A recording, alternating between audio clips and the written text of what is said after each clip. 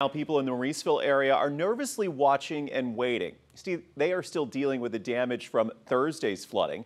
12 News reporter Victoria De Leon shares some of their concerns. The people I spoke to in Mauriceville tell me they're just feeling helpless at this point because they're starting to get used to all the flooding.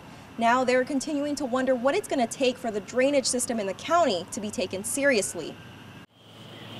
Up close, these sights and sounds provide some sense of peace and calmness, when in reality, it's a stressful time for people in Mauriceville. I can't keep putting my family through this. Thursday's storms turned Miles Coleman's backyard into a giant pond.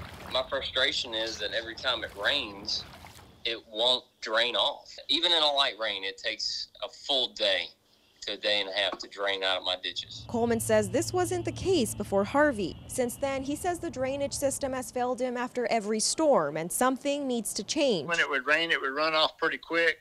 And now when it rains, it backs up on us. Mike Owens is another Mauriceville homeowner who's getting used to this. He's the founder of Team 409 Search and Rescue, a group of people with vehicles, boats, and ATVs ready to rescue those who need it when it floods. As happy as he is to lend a helping hand, he too believes the drainage system needs to be taken care of. Where the drainage district is saying they're cleaning, evidently they're not cleaning in the right places because it seems to back up the same everywhere.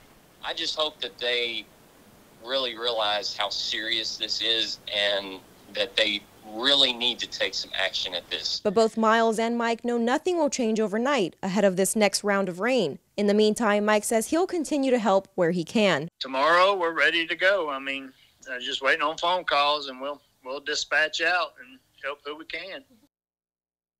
I did reach out to the Orange County Office of Emergency Management and the Drainage District, but didn't hear back. Now, yesterday, Judge John Gothia told me they received a new grant that would go towards new equipment, but residents say help couldn't come soon enough.